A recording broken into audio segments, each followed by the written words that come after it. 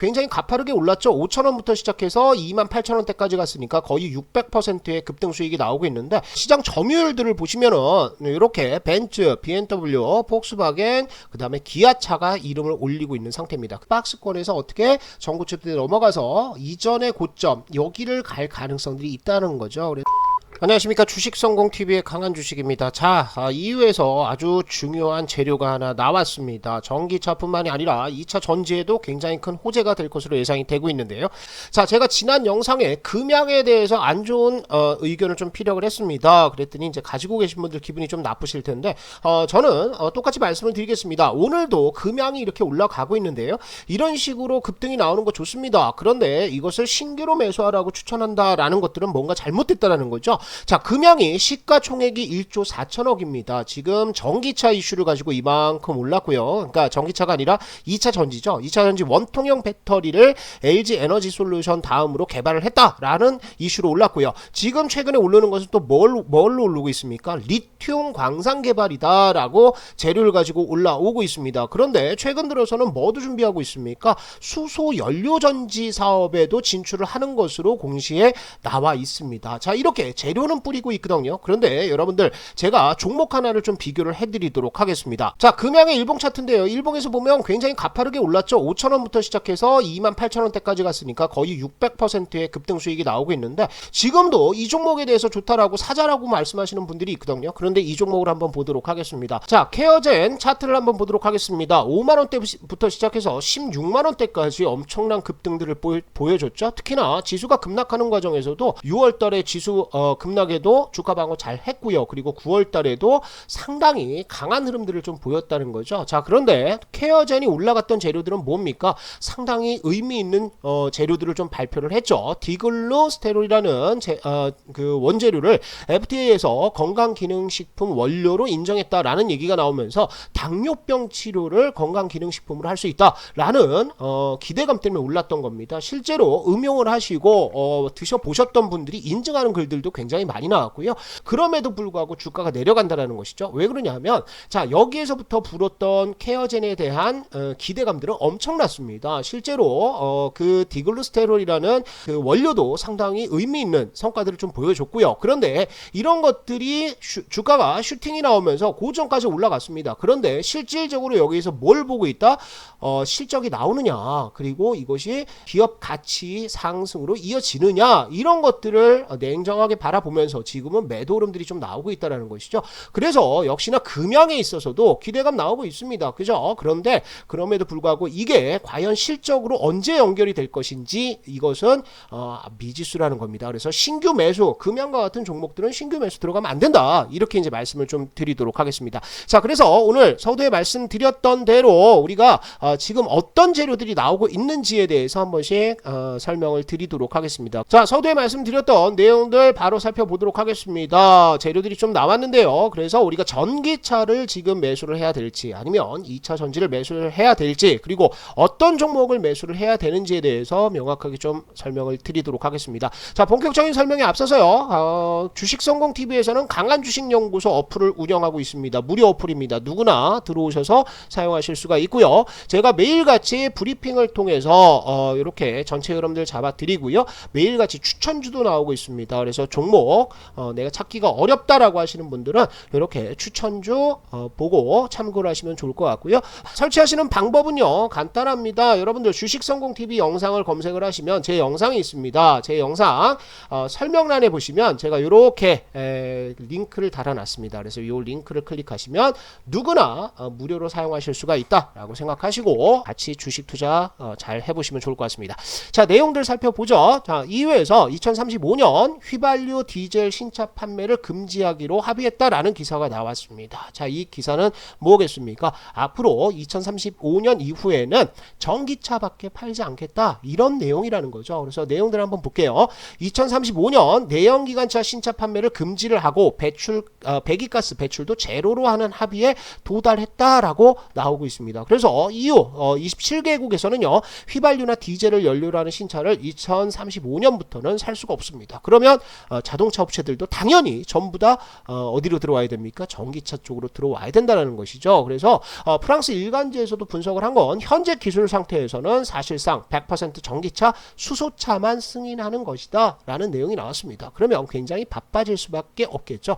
자, 그런데요, 이런 내용은 사실 지금 나온 것들은 아닙니다. 2021년 그리고 20년 이렇게 몇 년 전부터 준비를 하던 것들인데요. 자, 2021년엔 어떤 내용이 나왔냐면 EU Fit for 55라는 것들을 발표를 했습니다. 이게 뭐냐면요, 2030년까지 탄소 배출량을 1990년 대비해서 55%를 감축하겠다라는 내용들이죠. 그래서 이 세부 내용을 보시면 여기에 나오고 있다라는 겁니다. 뭐냐면 이렇게 나오고 있죠. 2035년부터 내연기관 차량 판매 금지가 이미 예정이 되어 있었습니다. 이런 것들을 이제 합의에 결국엔 도달했다라는 것들이고요. 자, 이렇게 유럽 연합은 전기차 신재생 에너지에 정말 진심입니다. 그래서 어떤 내용도 나왔습니까? 유럽이 60km 구간마다 전기차 충전소 설치를 의무화한다라는 얘기가 나왔죠. 그러니까 지금은 주유소가 곳곳에 이제 설치가 되어 있는데 전기차 시대가 되면 충전을 해야 되잖아요. 그래서 이런 인프라를 먼저 깔겠다라는 법안들, 이런 것들을 이제 진행을 하고 있습니다. 이것도 역시 Fit for 55의 일환으로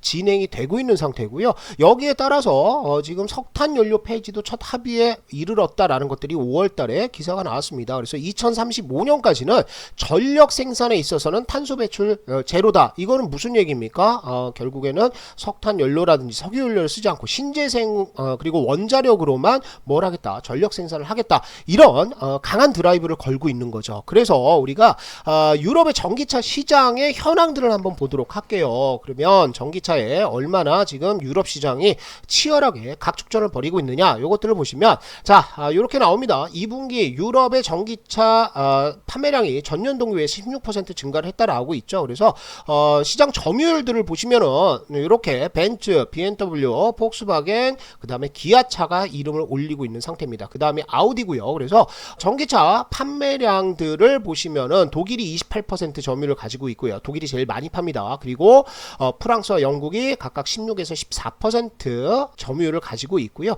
그리고 노르웨이는 가장 많은 전기차 보급률이 있죠. 그래서 85%에 달하고 있는 상태입니다. 그래서 유럽의 전기차 관련, 그러니까 자동차 업체들의 판매량들은 여기에 이제 따라서 앞으로 향후 실적들이 판가름이 난다라는 겁니다. 그런데요, 최근 들어서 유럽이 무슨 일이 생겼죠? 미국한테 뒤통수를 한번 맞았습니다. 뭡니까? 우리나라도 역시나 똑같죠. IRA 법안이 나오면서 전기차 보조금을 주느냐 안 주느냐, 이 문제 때문에 굉장히 많이 싸우고 있는 상태입니다. 인플레이션 감축법에 대해서는 여태까지 많이 말씀을 드렸죠. 그래서 미국에서 생산한 전기차 아니면 2차 전지에 있어서도 핵심 광물에 있어서 미국 국내 아니면은 FTA가 체결된 국가들에서 생산한 2차 전지가 아니면 보조금을 안 주겠다라는 겁니다. 그렇다면 유럽 같은 경우에는 아까 보셨듯이 BMW라든지 폭스바겐 또 벤츠, 이런 업체들이 어디서 생산합니까? 미국이 아니라 유럽 현지에서 생산을 하고 있다고요. 그리고 2차 전지도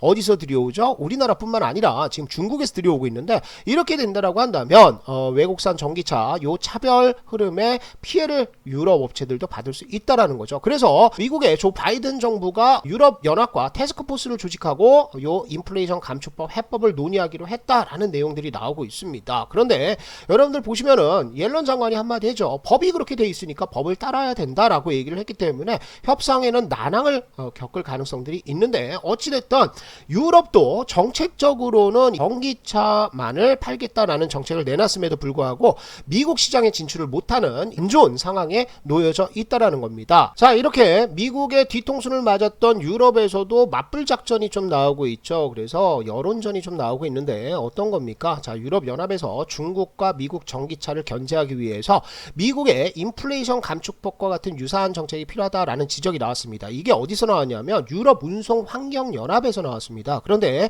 이 유럽 운송 환경 연합은 영향력이 굉장히 센 단체라고 봐야 되겠죠. 그래서 어떤 내용을 얘기를 했냐면 보조금을 차등 지급해야 된다. 유럽에서도 이렇게 정책적으로 보완이 필요하다라고 얘기를 했는데, 역시나 타겟은 중국입니다. 중국 자동차 업체들은 올해 상반기 판매된 모든 전기차의 5%를 차지하는 등 유럽 시장에서 확고한 발판을 마련하기 시작했다라고 나오고 있죠. 현재 추세에 따르면 2025년에는 중국의 전기차가 유럽에서 무려 18%대까지 점유율이 올라갈 것이라고 얘기를 하고 있습니다. 여러분들 아까 위에서 우리가 점유율을 봤는데 점유율은 어떻습니까? 독일이 23% 정도 가지고 있죠. 그런데 이만큼 올라갈 수 있다라는 겁니다. 굉장히 강력한 것들이죠. 특히나 비아디 같은 업체들은 수직 계열을 완성을 한 상태에서요. 굉장히 싼 값으로 전기차, 특히나 이제 버스라든지 소형 전기차를 팔면서 굉장히 시장 침투를 많이 하고 있는 상태죠. 그래서 이런 우려들이 나오고 있습니다. 그래서 전기차 완성차 업체들에 있어서는 미국과 유럽의 인플레이션 감축법과 같은 차별 법안들이 나온다는 것은 굉장히 좋지가 않은 상태죠. 그래서 지금 자동차 완성차 업체들의 주가가 아예 상승을 하지 못하고 계속 하락하는 이유가 이런 부분들이죠.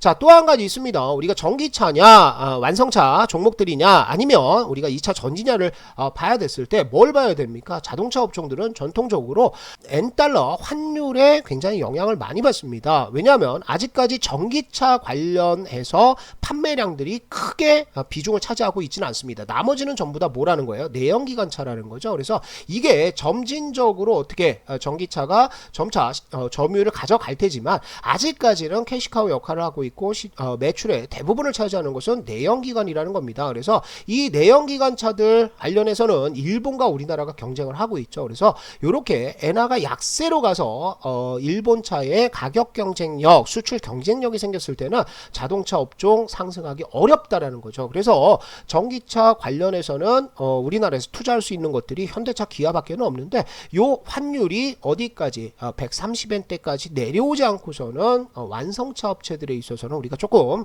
보수적인 관점을 견지를 해야 된다라는 것들이죠. 자, 그렇다면 전기차와 관련돼서 남은 것은 역시나 2차 전지 쪽이죠. 그래서 2차 전지를 한번 보시면은 자, 이렇게 시장 성장들이 가파르게 증가를 하고 있습니다. 물론 성장률은 떨어지고 있어요. 그죠? 이렇게 초록색이 성장률인데 성장률은 떨어지고 있지만 플러스 성장을 유지를 하고 있는 상태고요. 그죠? 그리고 보시면은 최근 들어서 중국 업체들 특히 비아디 그다음에 CLTL 이렇게 점유율들이 굉장히 크게 늘어나고 있는 상태입니다. 그런데 보시면 아시다시피 우리나라 업체들도 어찌됐든 삼성 SDI도 좀 늘고 있고요. LG 에너지 솔루션도 소폭 줄었지만 조인트 벤처를 통해서 미국 시장 진출을 하게 된다라고 한다면 시장 점유율은 충분히 늘어날 수 있는 부분들이 있습니다.